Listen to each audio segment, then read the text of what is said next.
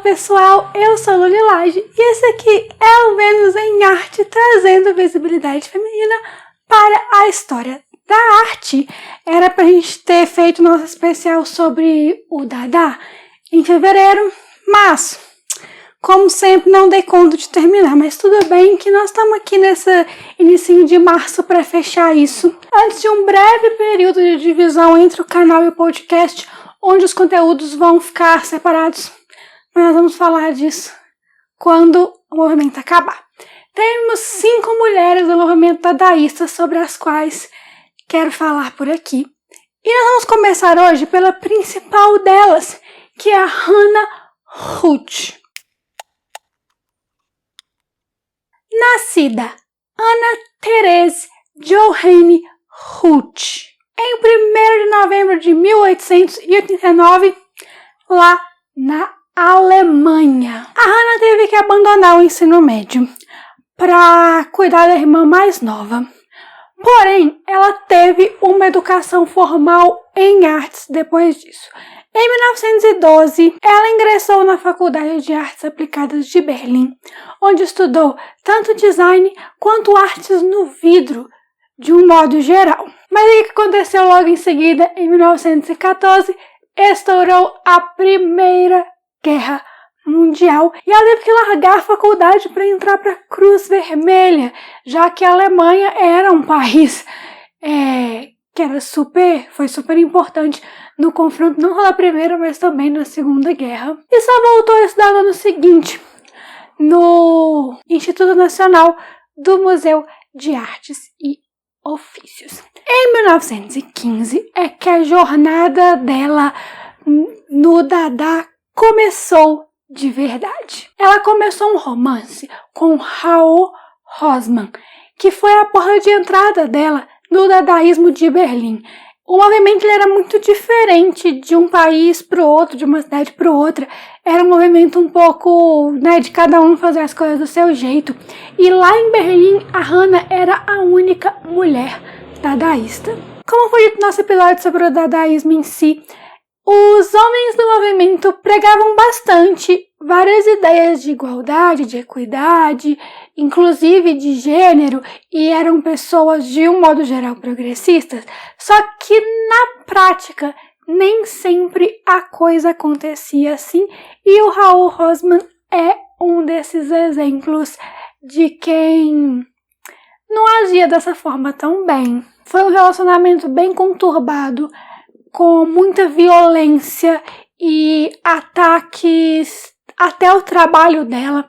Ele muitas vezes sugeria que ela procurasse um emprego de verdade para não ficar se iludindo com a arte dela. E claro, a nível pessoal, porque ele insistia bastante que ela só seria mulher de verdade no relacionamento dele se eles tivessem um filho. A Hannah até tinha esse objetivo, ela até queria mesmo ficar com ele, mas primeiro que ele não se separava da mulher dele por ela, e com isso ela chegou a engravidar 2 vezes do Raoul, só que ela acabou abortando essas 2 crianças. O namoro deles durou 7 anos, só foi acabar em 1922. E em 1920 ela escreveu O Pintor. Conto sobre um artista extremamente sexista, enquanto eles ainda estavam juntos, num artigo em que esse artista se ofendia muito moralmente, uma vez que a mulher dele pediu para ele lavar as louças, para expor o machismo, e o sexismo do Raoul de um modo geral. Uma coisa que os dois têm em comum é o fato de que eles juntos foram os percussores da fotomontagem, o material que a Hannah usa em suas artes. Ela faz colagens e ele também foi muito forte nisso. Os dois, então, juntos introduziram essa possibilidade, assim, artística.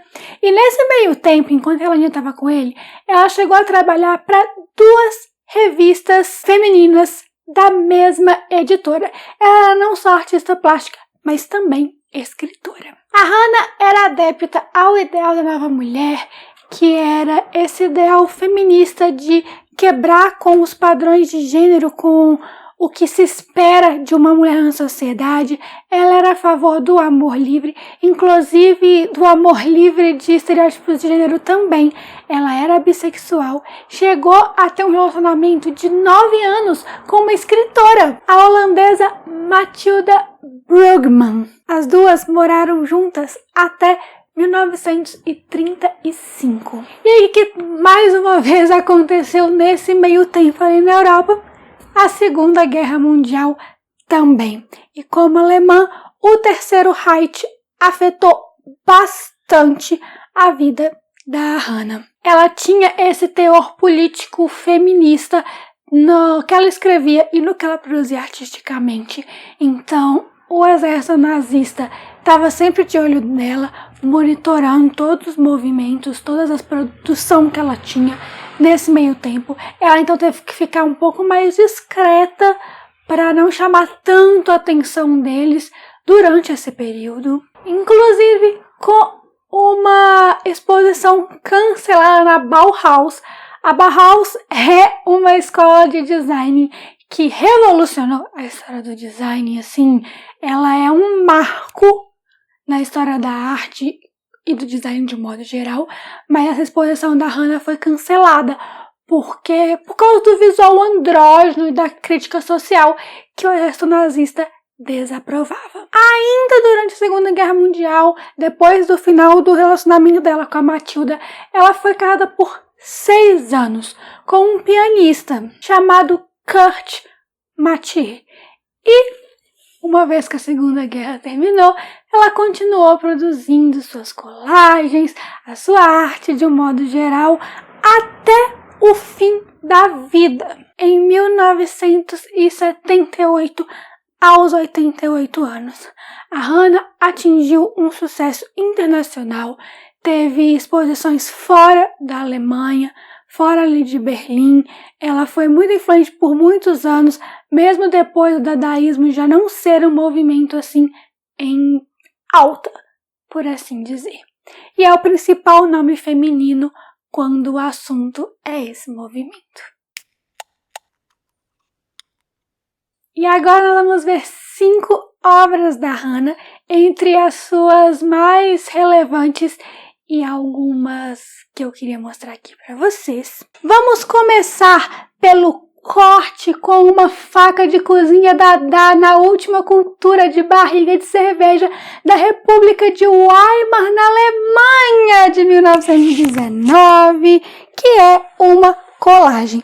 Esse nome lindo e maravilhoso, eu espero ter traduzido de forma justa ao trabalho da Hannah. Todas as obras dela têm esse cunho político, social, feminista. Então vocês vão ver muito críticas aos papéis de gênero nas obras. Essa colagem tem sons bem sóbrios, assim, puxa muito pro bege, pra uma coisa quase sem cor, com alguns detalhes em azul, e nele a gente vê pessoas entre homens e mulheres e muito maquinário mesmo. Ela gostava de usar maquinário nas obras dela porque era uma coisa vista como masculina que estava começando a ter presença de mulheres, para mostrar o quanto que o mundo estava mudando, né? E esses papéis também estavam mudando. A palavra Dada se repete várias vezes nas obras da Hannah, inclusive de vários dadaístas também. De 1920 tem Dadendy, que também é uma colagem. Dadendy é um trocadilho juntando o Dada, do nome do movimento, com a palavra dandy, que em inglês significa uma mulher sofisticada, elegante, quase uma patricinha, sabe? Que é mais uma vez uma crítica a esses papéis de gênero. Então, essa obra, apesar de alguns elementos mais sóbrios, assim, bege, ela tem a predominância muito forte do azul, rosa, um vermelho meio desbotado, e ela é feita de elementos que são considerados femininos. Então, tem um sapato, uma luvinha, poses elegantes, mulheres muito femininas, muito dandy mesmo. E esse é um recorte dessas mulheres para não criticá-las em si, mas criticar o fato de que a sociedade espera que todas as mulheres sejam como ela, A Garota Bonita de 1920 também é uma colagem e tem essa mesma pegada.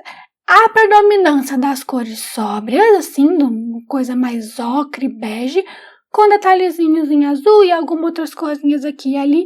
E ela tem a mesma temática. Ela é de 1920 e são recortes de elementos do feminino, cabelo, um corpo mais violão, assim, com sua sombrinha e tudo, misturados com maquinário, com coisas industriais. Marlene, de 1930, é de 10 anos depois de A Garota Bonita e das outras obras que nós vimos, mas tem a mesmíssima temática. Também é uma colagem, porém ela é um pouco menos bagunçadona que as outras. É uma quantidade menor de elementos, mas que passam a mesma mensagem. Nela tem um pedestalzinho e a obra de arte que está nesse pedestal são pernas femininas completamente nuas para o ar, só com um saltão assim na ponta, e num cantinho tem uma boca feminina também, um pedaço de rosto bem ali no cantinho superior direito, que tá quase com um sorriso de Mona Lisa, nem rindo nem séria, vendo no canto inferior direito homens que estão chocados em ver o feminino ali escancarado acima deles e assim, numa proporção muito maior do que eles. Eles são pequenininhos enquanto as pernas são gigantes. E aí o nome da obra, Marlene, bem no centro assim, escrito como se fosse em giz. E a nossa última obra é de 1969. Eu a escolhi porque é um pouco mais perto do fim da vida dela e também porque eu acho um nome muito fofo, que é o Solzinho, uma colagem que representa um sol, né? Tem um sol no fundo, amarelo, com alguns elementos em vermelho que remetem ao calor do sol. E esse sol está sorrindo com uma boca de mulher recortada e um olho de peixe.